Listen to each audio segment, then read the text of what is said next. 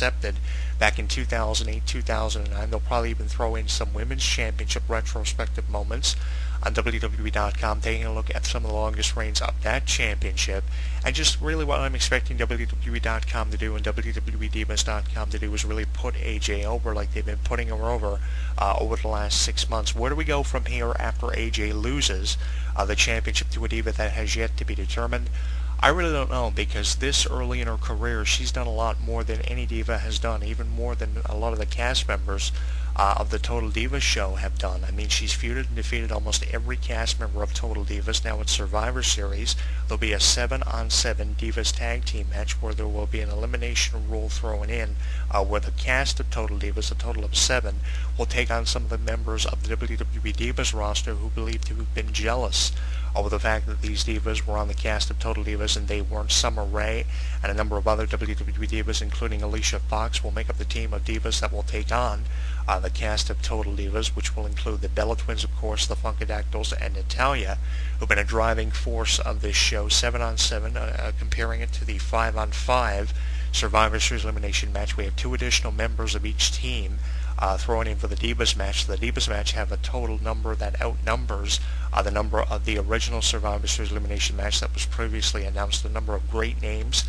included in that match as well, but the Divas match has more members for each team than the original Survivor Series match, so definitely a lot of attention is being drawn to that. But AJ will get past Survivor Series and head into her 6th month as Divas champion, and maybe that's the reason why she's not defending the title at Survivor Series. Another reason is because she's had 2 previous pay-per-view title defenses against Brie Bella, where she successfully retained the championship in both opportunities that she's given Brie Bella to win that championship. I was hoping that Nikki Bella was getting an opportunity against AJ. Hopefully that will happen probably as early as the Royal Rumble or in weeks prior to the Royal Rumble. And after 6 months of AJ being champion, now the question is, when will she drop that championship? It seems to me as if AJ is as high on WWE Creative's priority list as high as what CM Punk was when he was champion for 13 months, 434 days, successfully defending the title against everyone from Dolph Ziggler right through to Kane and Daniel Bryan in very impressive pay-per-view matches. And even though they were impressive matches, it took CM Punk a number of months before he was actually in a legitimate pay-per-view main event as the final match on the card. That was at Night of Champions in Boston in 2012 when John Cena challenged CM Punk in his hometown and was unsuccessful to become the WWE Champion, because a number of those fans were for CM Punk just as much as they were for John Cena, in a match that ended in a draw after they were both pinned after a series of near falls, and just so much momentum was gained by both superstars in what was dubbed probably the best match of the John Cena CM Punk series, just for the number of exchanges that happened and because of the storyline and the hype for this match that took place in Boston just a little over a year ago. It was fun seeing CM Punk on top, and it's just as fun seeing AJ on top. And AJ and Punk have worked together in a number of storylines back when AJ was the Raw General Manager, which brings me back to my initial point of AJ. I mean, AJ's done everything early in her career. She's done a lot more faster than a lot of divas in the WWE. I mean, she's a far cry from someone like Trish Stratus or Stacy Keibler without question, but she has come a long way. You know, you took a look at AJ as part of NXT Season 3, and as a radio show host and columnist, from my point of view, I never thought AJ was going to make it, so I started making video blogs on AJ's career within the first year of her arrival, and I said, you really got to put this diva over, because she really defines what success has truly meant to the wrestling business, and especially to the Divas division. She put me in mind of a Christy Hemme like spunk and personality. She resembled Christy Hemme that much it was actually frightening. And to me, she was someone who needed to be put over. She was someone who needed to wrestle more. She was someone who needed to be given at least one Divas Championship reign to prove herself, and I think she's been able to do that.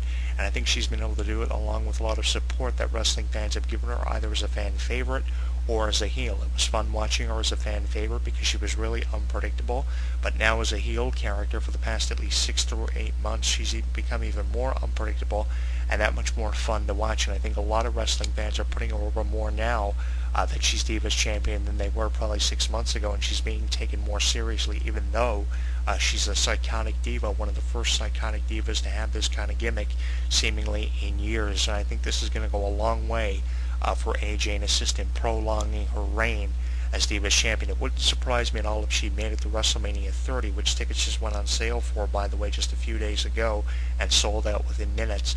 It wouldn't surprise me at all if AJ was Divas Champion at WrestleMania 30 and lost the title there, but the question is, who would AJ drop the title to? And in my opinion, she needs to lose the championship to someone who is actually worthy of losing the championship to. I wouldn't want to see AJ lose the championship suddenly to someone like Alicia Fox, who has been Divas Champion and hasn't been Divas Champion in a number of years, at least 3 or 4 years, since Alicia Fox was feuding with Kelly over who should be WWE Divas Champion. And it was a number of months that Alicia Fox was actually chasing the championship before she won it. I wouldn't want to see her lose that championship to Alicia Fox, who she's actually teaming with as part of the 7-on-7 Divas Survivor Series elimination match, which has traditional Survivor Series rules implemented in. Really excited to see this match. The WWE Divas going up against the cast of Total Divas because of jealousy the WWE Divas roster has against the cast of Total Divas, who have been dominating reality television allegedly for the past at least 3 or 4 months, with new episodes now every Sunday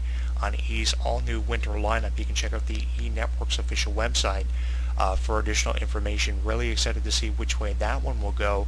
I just hope that AJ loses the championship when her time is up to someone who is worth losing the title to, and someone who will have just as infamous of a reign as Divas Champion. I'd even like to see her lose it to someone who's up and coming, like Ava Marie or someone like one of the Funkadactyls, who are really in line for a push with how diligent they've been and patiently waiting for a chance to be Divas Champion, and just how diligent they've proven to be on the Total Divas show. I mean, they've contributed just as much as what the Bella Twins or Natalia have contributed, and I think they need to be rewarded for that. I'd love to see an up-and-coming new talent, the initiative diva like Ava Marie, get an opportunity. Really happy and thrilled to see her wrestling now on editions of Raw. Really happy to see Summer Rae in the ring on Raw and SmackDown, because I was waiting for her WWE debut outside of NXT, and I'm really looking forward to finding out what she'll do in the up-and-coming months. She can only get better from here on out.